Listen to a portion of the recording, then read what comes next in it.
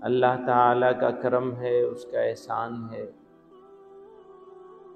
कि उसने हमको अपनी बेशुमार मखलूक़ात में इंसान अशरफुल मखलूक़ात बनाया, और इंसान भी ऐसा बनाया कि कोई कमी नहीं छोड़ी। देखने के लिए आँखें, सुनने के लिए कान, बोलने के लिए ज़बान, दिल, दिमाग, जिगर, मैदा, गरज बेशुमार नेमतें इस जिस्म में अता फरमाई। इतनी नेमतें इस जिस्म में दी कि इंसान उनकी गिनती नहीं कर सकता, कादिर नहीं। गिनती कैसे करेगा, मालूम भी नहीं कर सकता। फिर ये दुनिया बनाया, सजाया इस दुनिया को, तो उसमें भी इतनी नेमतें दी कि उसकी गिनती भी नहीं की जा सकती। और सारी चीज़ों को इंसानों का बेगारी खादिम बना दिया, ऐसा नौकर जिससे काम लो और छोड़ दो। सूरज, चांद, सितारे, ज़मीन, आसमान, नदी, नाले, दरिया, हवा, पानी, गरज बेशुमार नेमतें उसमें भी अता की। इंसान उन नेमतों की गिनती भी नहीं कर सकता। खुद अल्लाह ताला ने इरशाद फरमाया, व इन तउद्दू निअमतल्लाहि ला तुहसूहा। अल्लाह ताला की नेमतों की गिनती भी नहीं कर सकते।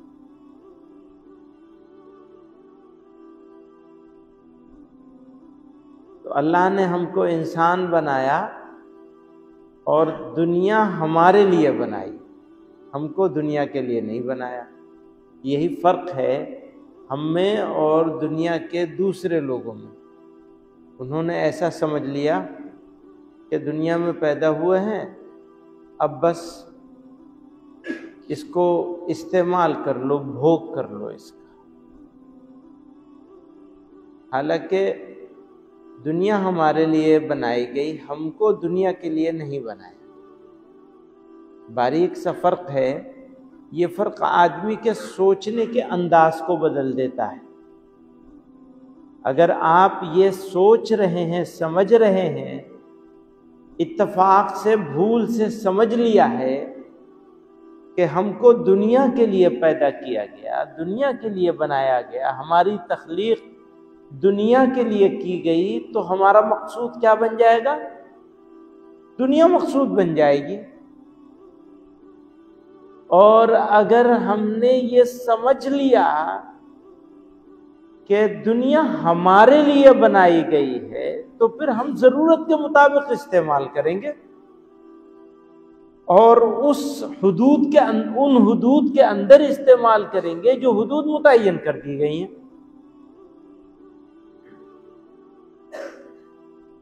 मेरी बात समझ में आ रही है, नहीं आ रही? यानी हमको दुनिया के लिए नहीं पैदा किया गया, बल्कि दुनिया हमारे लिए बनाई गई, हमारी ज़रूरतें पूरी करने के लिए बनाई गई है। और उन ज़रूरतों को पूरी करने के लिए हुदूद मुतय्यन कर दी गई। क्या खाना है, क्या पहनना है, कैसे खाना है, कितना खाना है, सब मुतय्यन। और जब तजावुज़ करेगा आदमी, तो आदमी की सेहत भी ख़राब होगी, दोनों तरह की, रूहानी भी, जिस्मानी भी, अंदरूनी भी, और यानी खारिजी और दाखिली दोनों तरह से बीमार हो जाएगा। आदमी बीमार होगा तो समाज भी बीमार हो जाएगा। समाज बीमार होगा का मतलब यह है कि मिल्लत भी बीमार हो जाएगी। तो कहते ये हैं कि ये लोग तो बस वही बात बताते हैं, हमेशा बस एक ही बात है इनके पास बताने के लिए, और है क्या इनके पास? हमारी कौम को ये शिकवा है हमसे, हमारे बड़ों से, बुजुर्गों से, उलमा से, जिम्मेदारों से, काम करने वालों से, कि इनके पास तो कोई नई बात है ही नहीं। अब नई बात कहाँ से लाएंगे? बात तो वही है। मानना शुरू करेंगे तो आगे की नई बात खुद ब खुद सामने रास्ते खुल जाएंगे, दरवाजे खुल जाएंगे, दिलों पे लगे हुए ताले खुल जाएंगे। ताले तो दिल पे पड़ा हुआ है, करे क्या? उसका क्या इलाज है? इलाज हमारे पास नहीं है, इलाज तो आपके पास है, सुनने वालों के पास है, मानने वालों के पास है, कौम के पास है, मिल्लत के पास है। इलाज और किसी के पास नहीं मिलेगा। अच्छा, वो बना बनाया कोई नई चीज कहां से लाएगा कोई? वो तो सब मुतय्यन है अल्लाह ने कुरान करीम में या जनाब रसूलुल्लाह सल्लल्लाहु अलैहि वसल्लम के वास्ते से। कुरान हदीस, उनकी सुन्नत, अब उससे हटके नई चीज कहां से लाएंगे? नहीं ला सकते ना नई चीज। और जो नई चीज आएगी वो अगर दीन के नाम पे आएगी तो बिदअत होगी, और अगर दुनिया के नाम पे आ रही है तो देखा जाएगा कि हुदूद से तजावुज तो नहीं है। अगर हुदूद के अंदर है तो उसको कबूल किया जाएगा, हुदूद से बाहर है तो कभी कबूल नहीं किया जाएगा, चाहे कोई कुछ कह ले। तो परेशानी क्या है? परेशानी यह है कि एक इनफरादी जिम्मेदारी है, एक इज्तिमाई जिम्मेदारी है। इनफरादी जिम्मेदारी बंदे के और मालिक के बीच में बगैर किसी वास्ते के है मामला।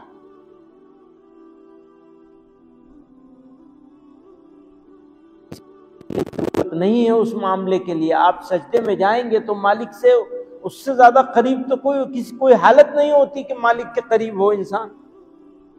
अब आप मालिक के करीब पहुंच गए, उसके सामने सर झुका दिया, सजदे में चले गए, तो आपका तो काम हो गया ना। आपके बीच में और आपके मालिक के बीच में किसी कोई जरूरत नहीं। हाँ, आप पहुंच नहीं सकते। वो रिसालत में आप सल्लल्लाहु अलैहि वसल्लम, आपकी सुन्नत को अगर आपने लाजिम पकड़ लिया आप कामयाब हो जाएंगे, और सुन्नत नहीं पकड़ी है लाजिम तो चाहे आप हवा में उड़ते रहे, पानी पे चलते रहे, आप कामयाब नहीं हो सकते। कुल इन कुंतुम तुहिब्बून अल्लाह फत्तबिऊनी युहिब्बुकुमुल्लाहु व यग़फिर लकुम ज़ुनूबकुम। उसकी तफसील का मौका नहीं है, अभी वक्त कम है, तंग है। तो आपके सामने अल्लाह ताला के फरामीन मौजूद हैं और जनाब रसूलुल्लाह सल्लल्लाहु अलैहि वसल्लम का उसवा मुबारका मौजूद है,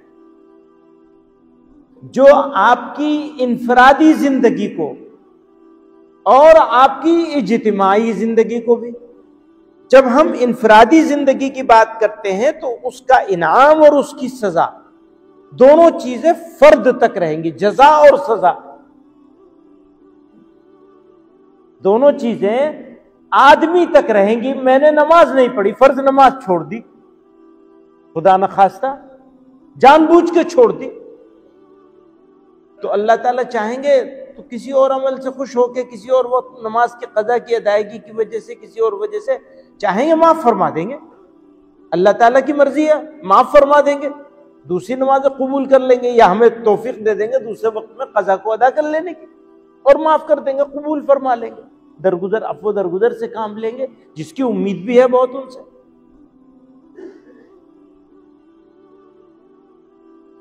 इनफरादी मामले में ये अल्लाह ताला चाहेंगे सजा देंगे, चाहेंगे माफ कर देंगे। बंदों के मामले में और इज्तिमाई मामलात में माफी नहीं मिलेगी। इज्तिमाई मामलात में हक मार रखा है किसी का तो वापस लिया जाएगा, या तो वो माफ कर दे। जैसे बहनों का हक नहीं दे रहे हैं मुसलमान, नहीं दे रहे, बिल्कुल एतमाद के साथ कहा जा सकता है कि 99.99%, बल्कि ये कहा जाए कि 100% लोग गफलत का शिकार हैं तो गलत नहीं है। हमारे हजरत फरमाते थे, भाई अगर बहनों ने माफ भी कर दिया तो भी माफ नहीं होगा, क्योंकि वो सोशल प्रेशर में, समाजी दबाव में माफ करती है कि भाइयों से ताल्लुकात खराब हो जाएंगे, भाई का मुंह नहीं देख सकूंगी अगर मैंने मांग लिया तो माफी कर दो, चलो पीछा छुड़ा लो। फरमाते थे समाज ऐसा बना दिया गया है, मुआशरा ऐसा बना दिया गया है कि बहनें हक का मुतालबा तो करना दूर की बात है, वो कह देती हाँ जी माफ किया हमने। जो अच्छे लोग हैं वो माफ कराते हैं, वरना माफ कराने की जरूरत भी नहीं समझते। ये मैं कह रहा हूं, हजरत फरमाते थे अगर बहनें माफ भी कर दें, खुद के शौक से माफ भी कर दे तो भी माफ नहीं, हराम है इस्तेमाल कर, और वो हराम फिर नस्लों तक चलता है। आप कैसे उम्मीद करते हैं कि इज्जत मिल जाएगी? अभी मैंने सुना किसी जगह कोई साहब कह रहे थे कि जिले के अफसरों ने कहलवाया, किसी जगह की बात है, तो फला जगह के मामले की बात मत करना जलसे में। मुझे भी सुना रहे थे इसी वजह से तो मैं जलसे में कोई उल्टी सीधी बात ना कर दूं। वो उल्टी सीधी हो गई बात। आप समझिए, तसव्वुर जरा समझिए कि कहां है कौम खड़ी हमारी। हमें मशवरा दिया जा रहा है, फिर किस बात की आजादी है? कौन सी आजादी है? और फिर किस बात का इंतजार है? और किसे कहते हैं गुलामी?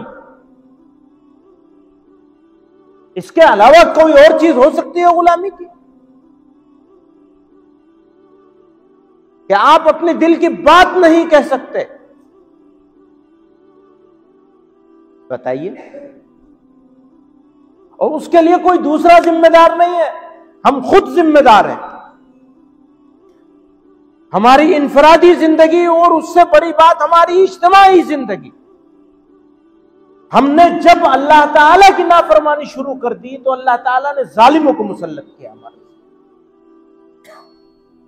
और आज भी मौका है कि हम अपनी तबीयतों में, अपने मिजाज में बदलाव पैदा करें। अगर हम नहीं बदलेंगे तो जमाने को कैसे बदल देंगे? दिमाग में खन्नास हमारे ये है कि हम जमाने को बदल देंगे। ये भी खन्नास है कि अल्लाह ताला ने हमको अपने नबी अलैहिस्सलातु वस्सलाम का उम्मती बना के पैदा किया है, तो उम्मती बनाने का हक तो अदा करें। दिमाग में तो हमारे ये बड़ाई है कि हम अल्लाह के महबूब सल्लल्लाहु अलैहि वसल्लम की उम्मती हैं, है भी फख्र की बात हमारे लिए, लेकिन उनके रास्ते पर चलने की कोशिश करने के साथ है फख्र की बात। उनकी हयात मुबारका के मुताबिक अपने आमाल को सुधारने की कोशिश करने की बात है। एक बात और याद रखिएगा, गलतियां अल्लाह ताला सब माफ कर देंगे, लेकिन गलतियां दो तरह की होती है। एक गलती होती है और एक इसरार होता है। मैं बहुत पुरानी बात है, 25 साल 30 साल पुरानी बात है, मैंने पासपोर्ट बनवाया अपना, और वो कहीं जाना था, अर्जेंट बनवाया, शॉर्ट नोटिस पर अर्जेंट, यानी कुछ 2 दिन के ऑर्डर पर वजीर ने, मिनिस्टर ने ऑर्डर किया, वो 2 दिन में बन गया मेरा पासपोर्ट। इत्तेफाक की बात, वो पासपोर्ट तो किसी पासपोर्ट के गुम होने की वजह से नहीं बनवाया था, बल्कि वो ख़त्म हो गया था, तो हमने जल्दी थी, हमने ये ऑर्डर करके बनवा लिया। कुछ दिनों के बाद, कुछ ही दिनों में वो पासपोर्ट वाकई वो इत्तेफाक से गुम हो गया। बंबई के सफर में था, वो पूरा ब्रीफकेस चला गया। अब मैं दोबारा पूरा प्रोसेस, फिर पासपोर्ट का तो आप जानते हैं ये मुश्किल प्रोसेस होता है, वो प्रोसेस पूरा करके मैं वापस पहुंचा तो पासपोर्ट ऑफिसर मुझसे कह रहा है, वो वजीर ने फिर दोबारा ऑर्डर किया, वो कहता है मैं बिल्कुल आपका पासपोर्ट नहीं इशू करूंगा, यू आर हैबिचुअल लूजर, आपको आदत पड़ गई है गुम करने की। मैंने कहा पहले गुम नहीं हुआ था भाई, ये तुम गलत समझ रहे हो। नहीं, मैं नहीं दूंगा। बहस पे खैर वो बन गया पासपोर्ट। यानी हमें आदत बन गई है अल्लाह ताला की नाफरमानी करने की, बराबर किए जा रहे हैं। और इज्तिमाई एक बात और है, जो अच्छे लोग हैं वो ये समझते हैं कि हम तो ठीक कर रहे हैं, हमने अपनी बहनों का हक भी दे रखा है, हमने ये भी कर रखा है, हमने ये भी कर रखा है, हम अपनी शादियां भी सादगी से करते हैं, हम अपने मामलात को, सब मामलात को ठीक रखने की कोशिश करते हैं। भाई साहब, अगर आप मुआशरे की इस्लाह की कोशिश नहीं करते हैं तो गेहूं के साथ घुन भी पीसा जाए। इनफरादी जुर्म की सजा फर्द को मिल सकती है, या माफ कर देंगे या फर्द को मिलेगी ज्यादा से ज्यादा। मैंने गलत किया, मुझे मिलेगी। उस गलती की सजा किसी और को तो नहीं मिल सकती ना, मेरी गलती है। लेकिन इज्तिमाई जराइम की सजा पूरी कौम और मिल्लत को मिलेगी। यह नहीं हो सकता कि हम ठीक हैं तो हम बख्श दिए जाएंगे, जी नहीं, किसी बख्शिश नहीं होगी। और सफर यहीं से शुरू होता है, दुनिया से, जिल्लत और रुसवाई का, बेइज्जती का। अगर कौम मिन हैसुल कौम बेइज्जत हो गई है तो आप खुद समझ लीजिए कि सजा का अमल तो शुरू हो चुका है। इंतजार किस बात का है? आप ये समझ रहे हैं कि मौत के बाद शुरू होगा? जी नहीं, यही शुरू हो गया है। कहीं और कुछ और थोड़ी देखना पड़ेगा कि दीवारों पे लिखी हुई चीज नजर नहीं आ रही है। ये तो दीवार पे लिखा हुआ है, मोटे मोटे हरफों से लिखा हुआ है। सारे मामलात को आप देख लीजिए। करना क्या है? ये तो रोना तो रो लिया, करना क्या है? नंबर 1, इनफरादी मामलात में अपने आप को दुरुस्त रखने की कोशिश करनी है,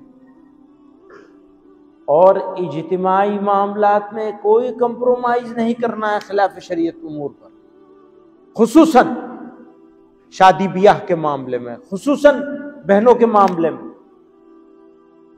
कुछ लोग बुजुर्ग भी होंगे जिन्होंने वो अभी भी कोशिश कर लें।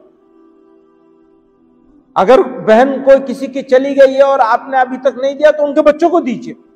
खत्म नहीं हुआ है, ये समझ ले भाई अब क्या करेंगे जी, अब तो हम भी 60 साल के हो गए, 70 साल के हो गए, अब क्या करेंगे, तो हो गया, वो तो बेचारी गुजर नहीं गई, उसके बच्चों को, उनके वारिसों को दीजिए।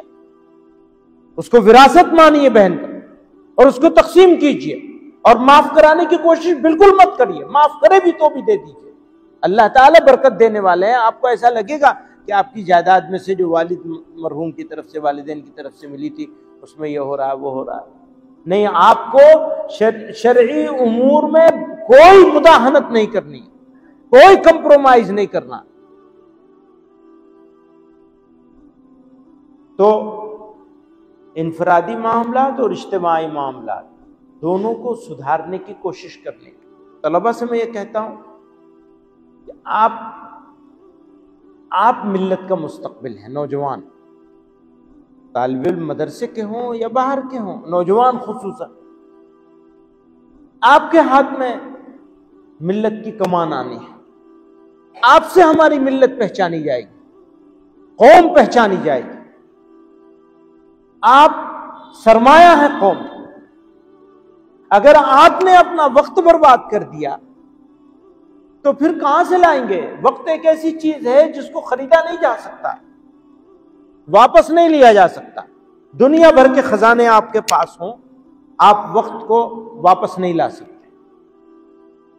जो चला गया सो चला गया। अपने वक्त को कीमती समझिए, जाये मत करिए, बिल्कुल किसी कीमत पर जाये नहीं होना चाहिए एक लम्हा भी। आपने अगर अपना एक लम्हा जाये कर दिया तो आपने अपनी जिंदगी का सबसे कीमती सरमाया जाया कर दिया, जिसको आप वापस हासिल नहीं कर सकते। अपनी सेहत का ध्यान रखिए, अपने खाने पीने का, थोड़ी वर्जिश जरूर होनी चाहिए नौजवानों। चाहे कुछ नहीं कर सकते, जवानों से क्या, मैं तो सबसे कहता हूं, कुछ नहीं तो कम से कम 20 मिनट तो पैदल ही चल। इसी से आपकी बहुत सारी सलाहियतों में इजाफा हो जाएगा, जिस्मानी सलाहियतों। आपका जिस्म अच्छा होगा, कारआमद होगा, मजबूत होगा तो आप बहुत सारे काम कर सकते। कमजोर होंगे तो बस फिर कवी मोमिन मतलूब है ना, कमजोर मोमिन मतलूब नहीं है। तो मजबूती हासिल करनी चाहिए, ताकत हासिल करनी चाहिए। और इज्तिमाई जिंदगी में वापस दोबारा कहूँगा, नबी अलैहिस्सलातु वस्सलाम की मुबारक सुन्नतों का इस्तेहज़ार करना चाहिए, कोशिश करनी चाहिए। उस पर कोई कंप्रोमाइज नहीं करना चाहिए, कोई समझौता नहीं हो सकता, खुसूसन इज्तिमाई मामलात में। खानदान के मामलात हैं, समाज मुआशरे के मामलात हैं। लोग पैगंबर अलैहिस्सलातु वस्सलाम की खिदमत में तशरीफ फरमा थे। हजरत ने फरमाया, हुजूर अलैहिस्सलातु वस्सलाम ने कि सदक़े देने के फ़ायदे बयान फरमा रहे थे। तो जो हैसियत वाले सहाबे किराम थे बहुत खुश हुए। गरीब लोगों को अफसरदगी हो गई कि हम तो खुद गरीब हैं, हम कहाँ से सदका देंगे। फरमाया, रास्ते से तकलीफ दे चीज़ को हटा दो, सदका है। अभी मुसलमानों के मोहल्ले में, गांव में चले जाइए तो रास्ते में ही तकलीफ दे चीज़ें सब खड़ी रहती हैं, कारें, मोटरसाइकिल, सब चीज़ रास्ते में। हत्ता कि घर भी रास्ते में निकाल के बना लेते हैं, आम रास्ते में। कोई जरूरत नहीं है, हैसियत वाला आदमी है, अपने घर की 2 पीढ़ी बाहर निकाल ली।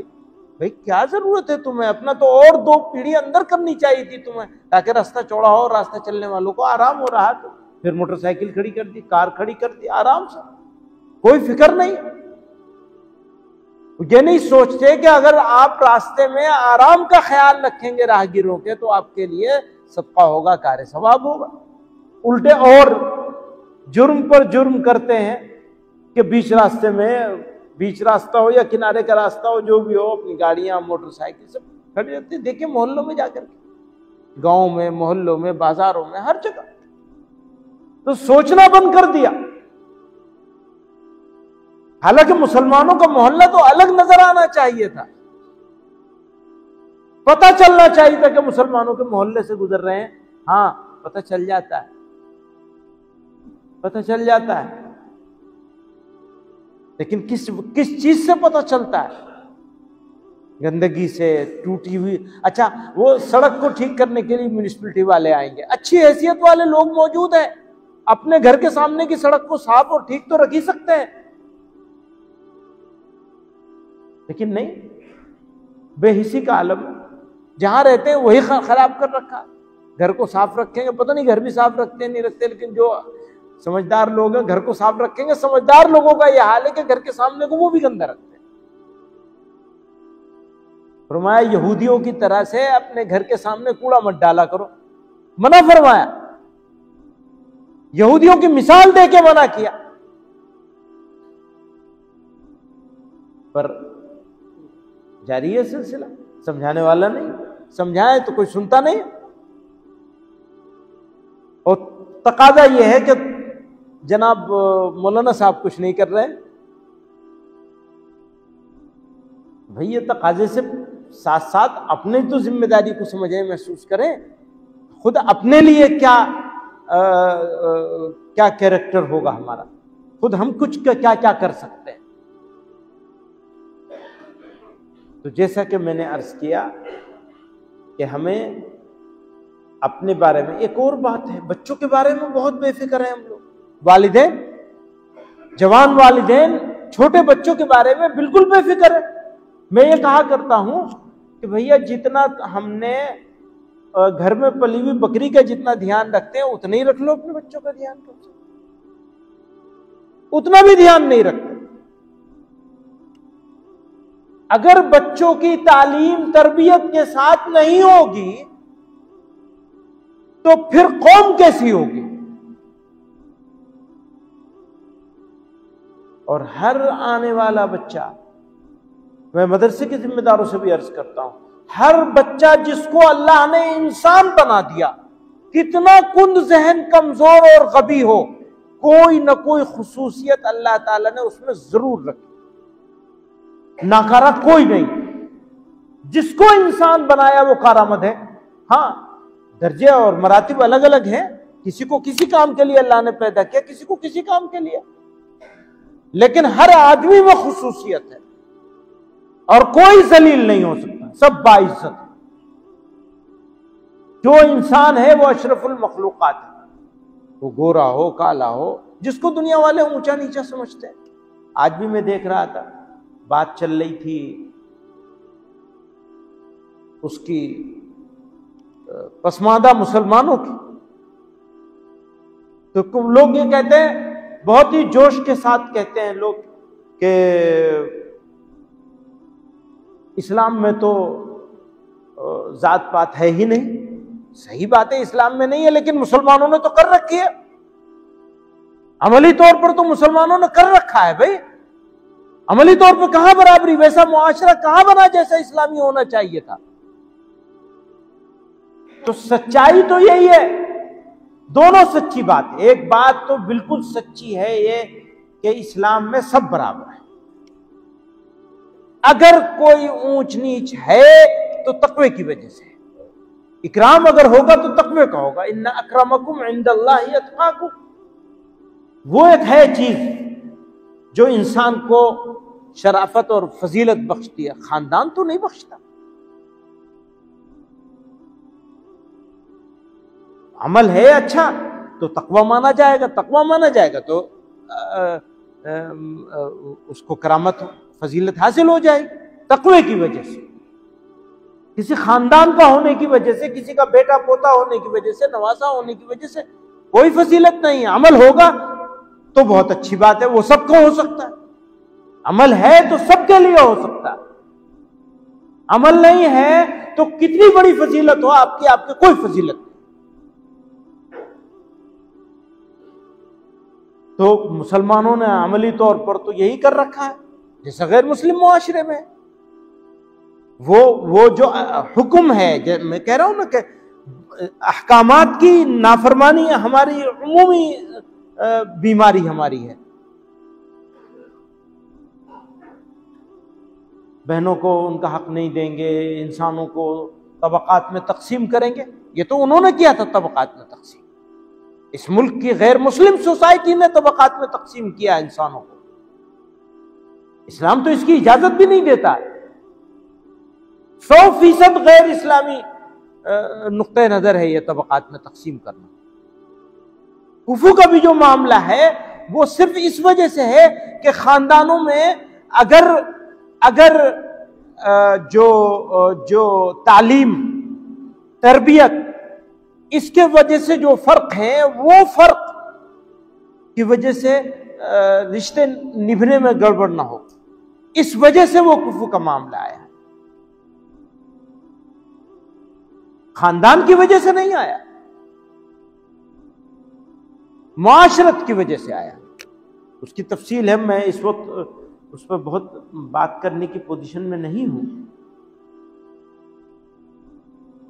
लेकिन है तो है। अब है तो ये कि लोगों ने तबकात की तकसीम गैर मुस्लिमों की तरह या थोड़े फर्क के साथ हमारे यहाँ भी है। ये तो नहीं कह सकते कि बिल्कुल गैर मुस्लिमों की तरह है, लेकिन थोड़े फर्क के साथ तो है तो उसे ठीक करना है। हमारी जिम्मेदारी है उसे ठीक करना, हमारा फर्ज है, उसको ठीक करें। सब मुसलमानों को एक जगह लाना, एक पोजीशन पे लाना है, तालीम के लिहाज से और खानदानी लिहाज से, हर लिहाज से। और जो तकवे वाला हो वो किसी खानदान से ताल्लुक रखता हो, किसी नस्ल से ताल्लुक रखता हो।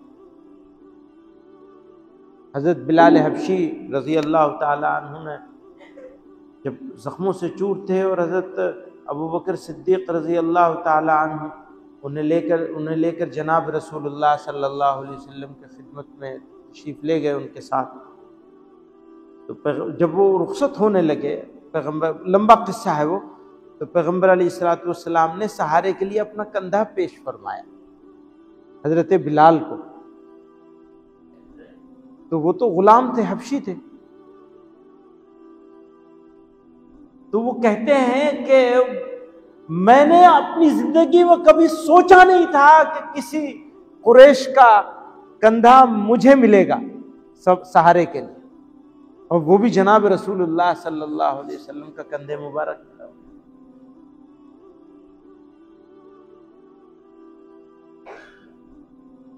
तो बहरहाल मैं जो बात अर्ज करना चाहता था उसको समराइज कर लूँ, ख़त्म कर लूँ अपनी गुफ्तगू को। एक बात तो ये है कि हमें अपनी इज्तिमाई ज़िंदगी को सही रास्ते पर लाना है, लाने की कोशिश करनी है, अपने रवैये को बदलना है। याद रखिएगा, अंदरूनी कमज़ोरी को दूर किए बगैर बैरूनी ताकतों से मुकाबला नहीं किया जा सकता।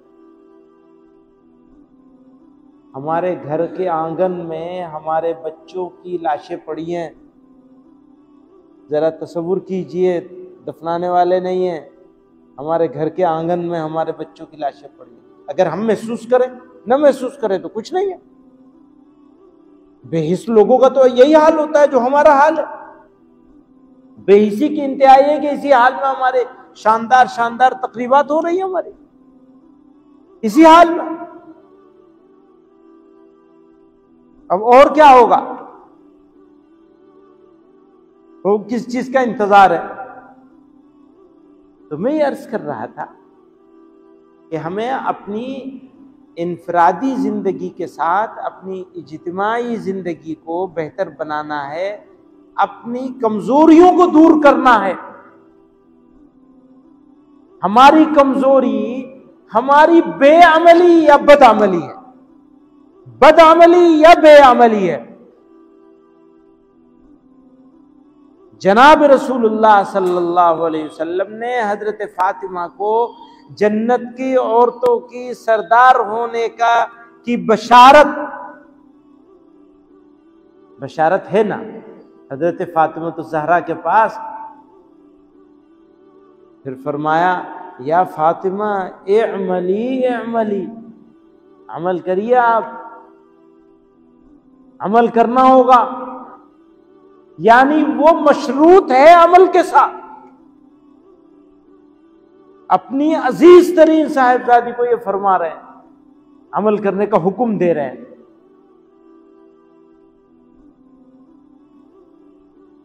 जब पैर सूज गए, खुद जनाब रसूलुल्लाह सल्लल्लाहु अलैहि वसल्लम के खड़े खड़े इबादतों में रात की,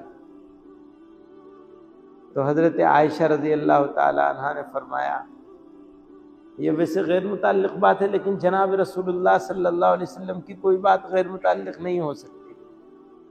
फरमाया कि आपके लिए तो अल्लाह मियां ने सब वादा कर रखा है, आप कहाँ इतना क्यों तकलीफ उठा रहे हैं? देखिए कितना सूझ गया। फरमाया, फला अकूनु अब्दन शकूरा, मैं शुक्रगुजार बंदा भी ना बनूं। तो बहरहाल,